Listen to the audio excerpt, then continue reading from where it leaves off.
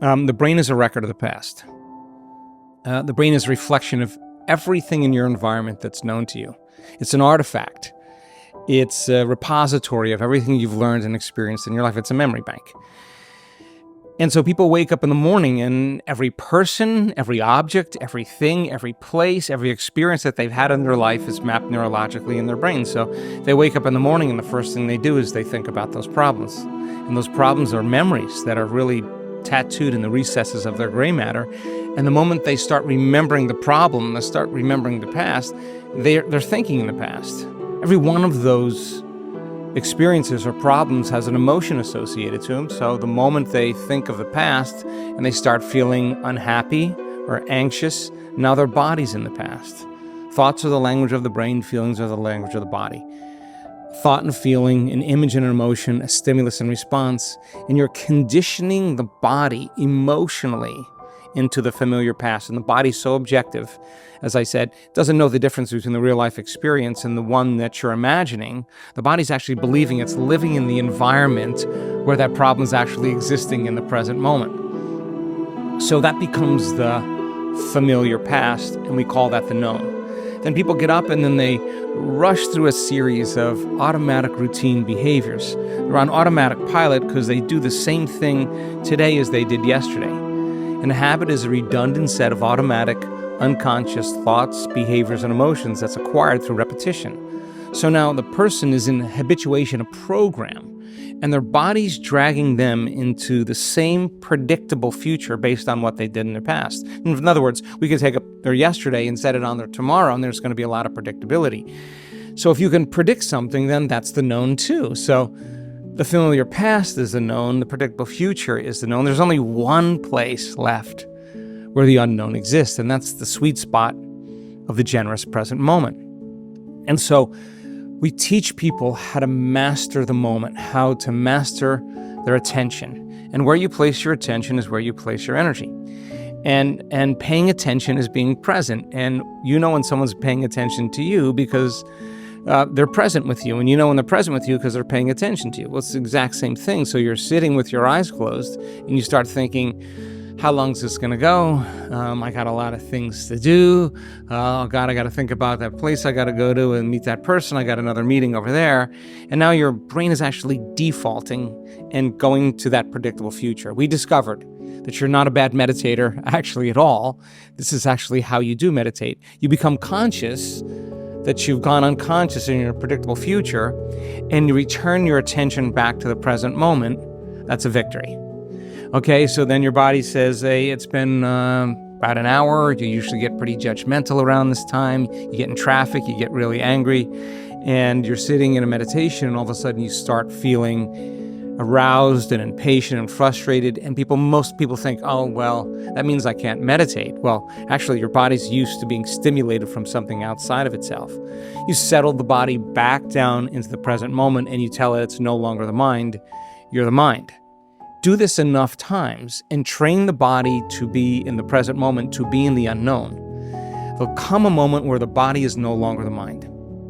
The servant's no longer the master, you're the mind. And when that occurs, there's this tremendous liberation of energy that takes place in the body. The body's going from particle to wave. It's going from matter to energy. The body's being freed from the chains of the past or the predictable future.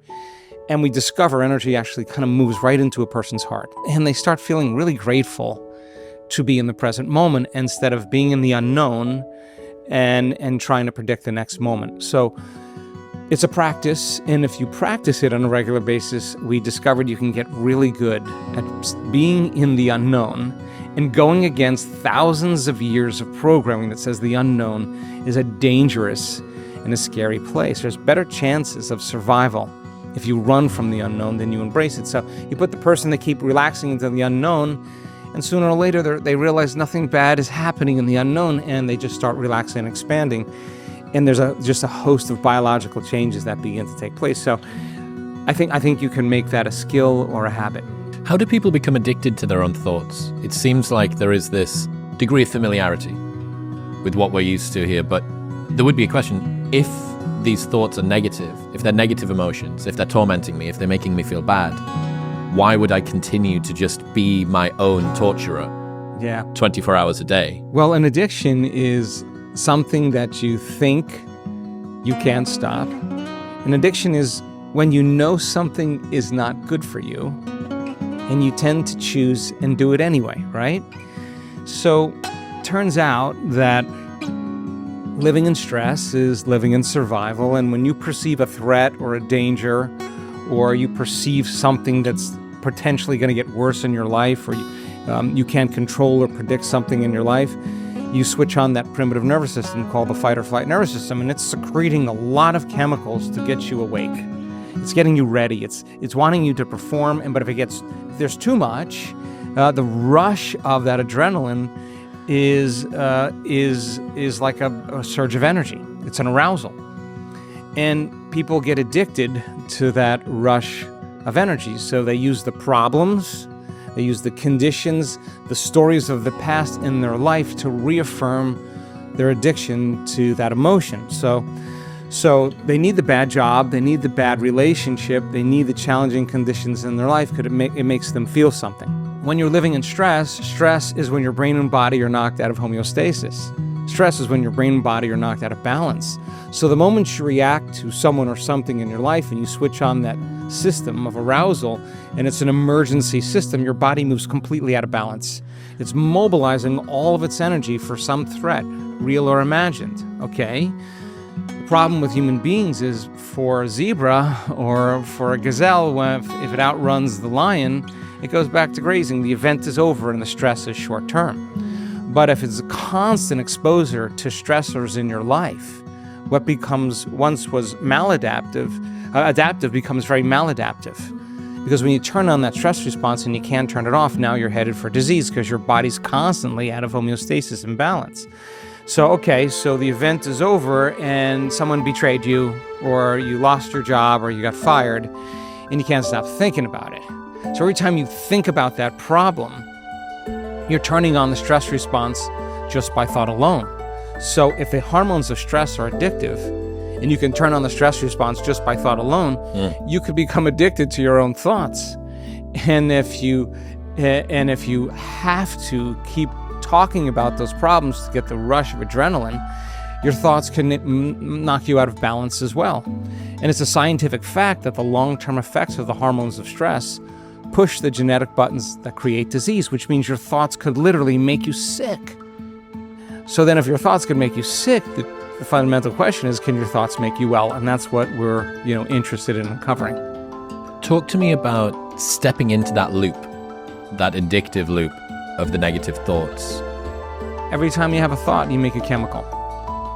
And if you have a happy thought or think of something happy, you turn on a set of neurological networks in your brain that fire in a sequence, a pattern, a combination that signals another part of the brain. The brain makes another chemical that's a chemical messenger that makes you feel a certain way as you secrete a certain hormone. Okay, the moment you start to feel happy, the moment you start to feel joyful, your brain is checking in with your body saying, Chris, you're feeling pretty joyful. And so then the chemistry influences you to think more wonderful thoughts. And so the cycle of thinking and feeling and feeling and thinking creates what we call a state of being, okay?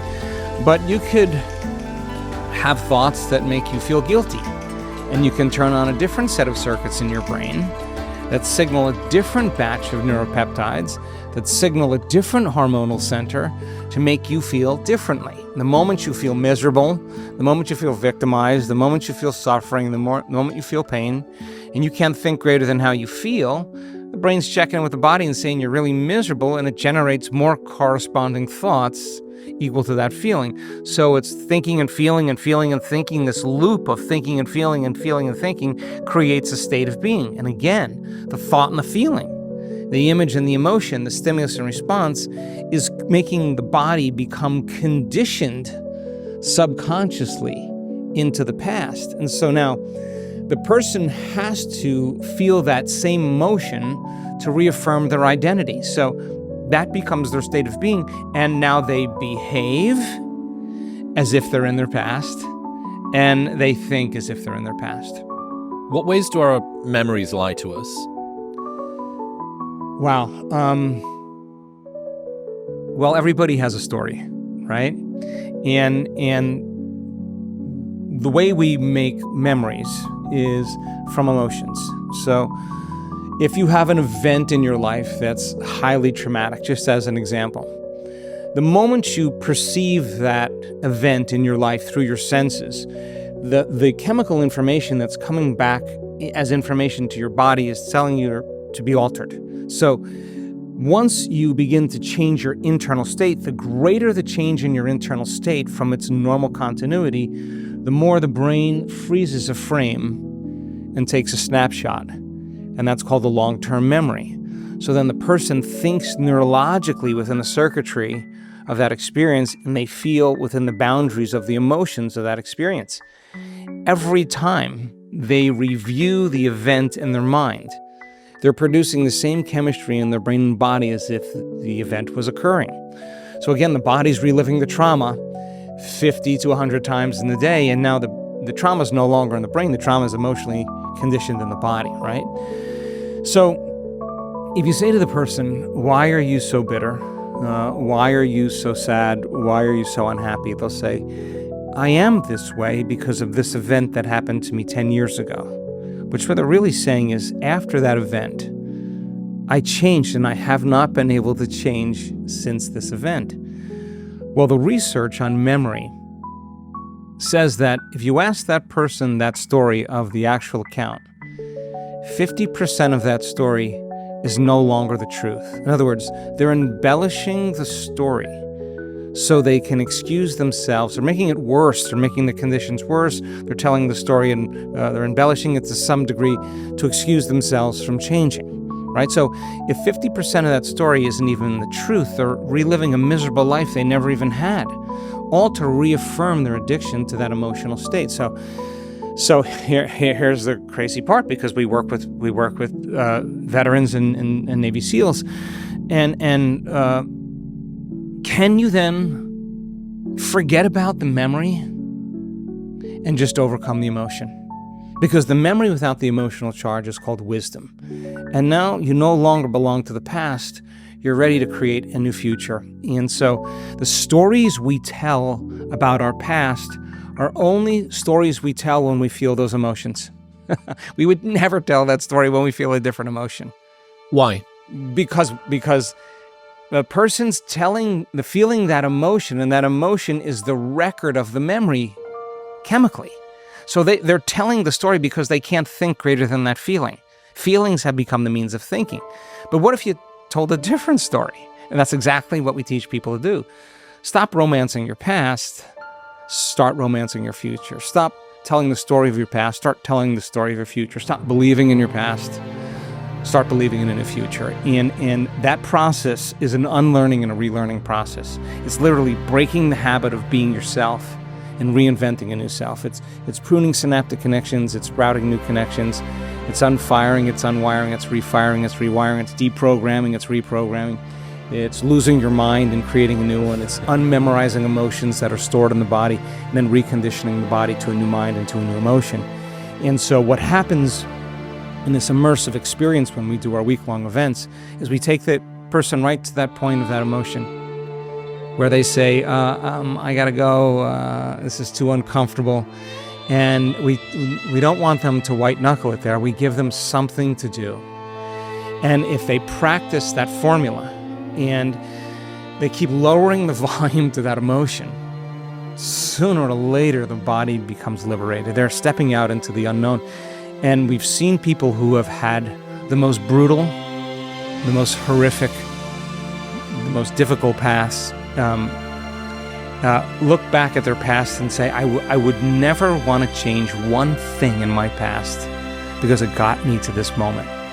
And that's the moment the past no longer exists. They look at their betrayers, they look at their abusers, and they see the purposeful good and the meaning behind all of that had to happen, because it would have never brought them to this moment. And I think that's the moment the past no longer exists.